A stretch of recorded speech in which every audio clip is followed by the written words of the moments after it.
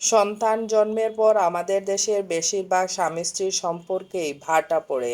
২ জন বা ৩ জন বাচ্চা হলে তো কথাই নেই, স্বামী-স্ত্রীর সম্পর্ক হয়ে যায় অনেকটাই দূরত্বে। বাচ্চার পেছনে দৌড়ে দৌড়ে সংসারের কাজ করে করে স্বামীর সাথে রোমান্টিক সম্পর্কের মুড আর একদম থাকে না। সম্পর্কের শুরু হয় তিক্ততা। এদিকে দেশীয় কালচার বাচ্চা নিয়ে ঘুমানো প্রায় সব পরিবারেই দেখা যায়। বাচ্চার বয়স ৫, ৬, ৭ কিংবা মা-বাবার সাথে শোয়া। যেখানে ২.৫ বা ৩ হলেই বাচ্চাকে আলাদা করে দেওয়া উচিত। কারণ এরপর বাচ্চারা বুঝতে পারে অনেক কিছুই। রাতে ঘুম ভেঙে সে মা-বাবাকে অপ্রস্তুত অবস্থায় দেখলে তার মনে যেমন প্রশ্নের উদ্রেক হবে, তেমনি উল্টো দিকে বাচ্চার সাথে একসাথে শোবার কারণে দাম্পত্য বিঘ্ন তৈরি হয়। বাচ্চার বয়স ২.৫ বা ৩ হলেই তাকে আলাদা করে দিন। বাচ্চা কিন্তু কষ্ট পাবে না, কষ্ট পাবেন আপনি। বাচ্চা দূরে সরে যাবে মনে হবে, কিন্তু না, আসলে বাচ্চা দূরে সরে যাচ্ছে না। এটা বাচ্চার ভালোর জন্য, আপনাদের স্বামী-স্ত্রীর সম্পর্ক ভালো থাকার জন্য অত্যাবশ্যকীয়। বাচ্চার জন্য আলাদা বিছানা রেডি করুন, এটা আমাদের ইসলামও বলে।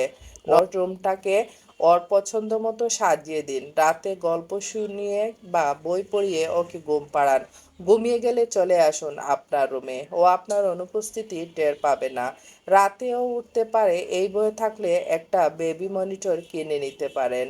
দাম বেশি নয়। ওর মাথার কাছে মনিটর রেখে রিসিভার আপনার কাছে দিয়ে বালিশের কাছে রাখুন। রাতে উঠলে আপনি সাথে সাথে টের পাবেন, যেমন পেতেন আপনার সাথে ঘুমালে। আপনি তো জানেনই সকালে কখন উঠে, তার একটু আগে গিয়ে ওর সাথে শুবেন।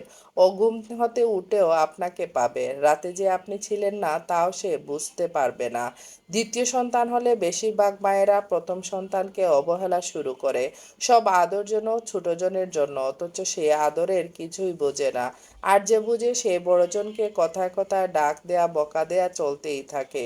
মায়েদের কথা তো বাদই দিলাম, স্বাভাবিকভাবে তার মনে ছোট বাচ্চাটির প্রতি বিদ্বেষ সৃষ্টি হয়। ভাবেও না থাকলেও ভালো হতো, মা আদর করত। অথচ মায়ের উচিত এই সময়ে বড়জনকে বেশি করে সময় দেয়া, আদর করা। বড়জনকে বোঝানো, তোমার প্রতি আমার ভালোবাসা একটুও কমেনি। আপনি আর আপনার স্বামী দুজনের দায়িত্বই এটা। বাচ্চার মাঝে তুলনা করবেন না, কারণ তারা দুজনই সম্পূর্ণ আলাদা মানুষ। 2 বাচ্চার জন্য আলাদা নিয়ম বানাবেন না। একজনকে মোবাইল দেখিয়ে খাওয়াবেন, আরেকজনকে বলবেন খাওয়ার তো নো ডিভাইস। তাহলে তো হবে না। দুজনের বেড টাইম যেন এক হয়। জিনিস কিনলে একজনের জন্য নয়, দুজনের জন্যই কিনবেন। ছোটটির বয়স যখন 2.5 হবে তখন ওকে আলাদা করে দিন। বড়জনের সাথে দুজন একসাথে ঘুমাবে না। একই রুমে 2টা বিছানা দিন। 1 হতে 1.5 ঘন্টা আলাদা করে রাখুন। যখন পরিবারের সবাই মিলে সময় কাটাবেন, হাসি আনন্দ করবেন, বাচ্চাদের সাথে স্বামী স্ত্রীর একসাথে খেলবেন, নিজের পার্টনারের দিকে ভালোবাসার দৃষ্টিতে তাকাবেন। মেজাজ যদি বেশি খারাপ হয়ে থাকে অকারণে সরে যান। প্রিয় মানুষগুলোর কাছ হতে তাদের আঘাত করার আগেই আলাদা হয়ে যান। আলাদা রুমে বা বারান্দা বা ছাদে গিয়ে মেডিটেশন করুন। নিজেকে জিজ্ঞেস করুন যে কারণে আপনার মেজাজ খারাপ তা কতটা যুক্তিযুক্ত। গভীর নিঃশ্বাস নিন, মন খারাপকে ছড়িয়ে দিন বাতাসে। সংসার তৈরি হয় স্বামী ও স্ত্রী এবং সন্তানদেরকে নিয়ে। সংসারের কাজ করতে করতে এই মানুষগুলো যেন অবহেলিত না হয়, সেটা নিশ্চিত করার দায়িত্ব কিন্তু আমাদেরই।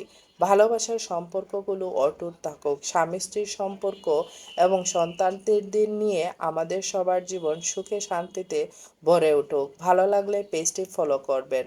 সবার জন্য অনেক অনেক শুভকামনা, দোয়া রইল। ভালো থাকবেন। আল্লাহ হাফিজ। আসসালামু আলাইকুম।